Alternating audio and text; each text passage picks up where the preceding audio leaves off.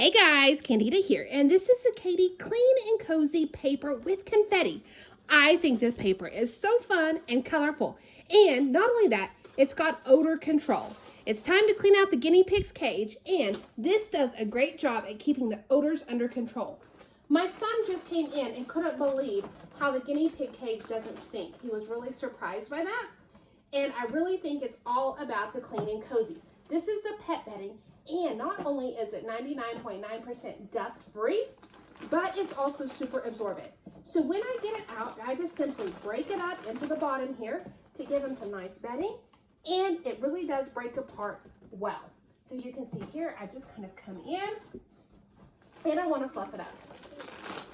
What I like about it is it's got that white color, and so it's super absorbent.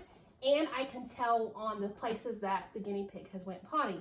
But I really like the confetti as it just gives it a little bit of fun.